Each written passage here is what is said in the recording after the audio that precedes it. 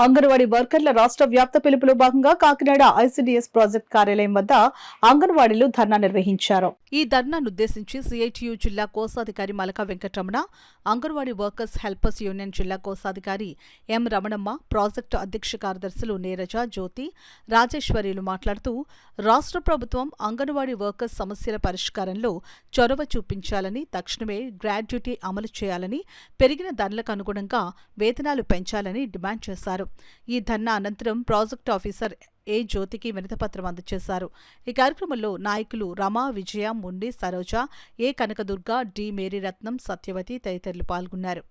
ఓ menu పెట్టారు. ఆ menu ఎలా పెట్టారో ఎవరు పెట్టారో కూడా తెలియట్లేదు. కానీ ఒకే రోజు సాంబార్ చేయాలి, ఫ్రైడ్ రైస్ చేయాలి, ఆకుకూర కూర వండాలి. ఇన్ని ఎలా వండుతారండి? ఒక పిల్లవాడికి వచ్చి 5 గ్రాముల నూనె అంటే మేము 10 మందికి రేషన్ తీస్తే కనుక 50 గ్రాముల నూనెతో ఇన్ని చేయడం మా వల్ల కాదు అంటే మీరు పైనుంచి తెచ్చుకోండి తప్ప ఇక్కడ మేము ఏమీ చేయలేమన్నారు.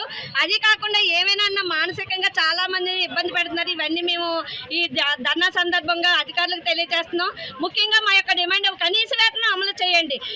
మాకు ఇచ్చేదేమో 11,000 జీతమా, మాకు ఇచ్చే వర్కులేమో సాఫ్ట్వేర్లు కూడా ఎందుకు పనిచేయరు. యాప్లు వివిధ వెర్షన్లు, ఆ వెర్షన్లతో నెట్ అవ్వక నానా ఇబ్బందులు పడుతున్నాం. దయచేసి ఫోన్లు మార్చండి. ఫోన్లు మారుస్తారా? మాకు అప్పుడు రికార్డు వర్క్ ఉండదని ఫోన్లు ఇచ్చారు. కానీ ఇప్పుడు ఫోన్లు చేయాలి, అటు రికార్డులు చేయాలి. ఈ చూస్తే సిగ్నల్ ఉండదు, యాప్ ఓపెన్ అవ్వదు, ఏమీ అవ్వదు. అసలు మేమైతే ఈ ప్రధానమైన డిమాండ్ మా యొక్క కనీస వేతనం అమలు చేయాలి, ఫోన్ల వర్కులు తగ్గించాలి, వెర్షన్లు మార్చాలి. ఈ ఫోన్లు పనిచేయని విషయంలో మేము ప్రభుత్వానికి సబ్మిట్ చేసేయడానికి కూడా సిద్ధంగా ఉన్నాం.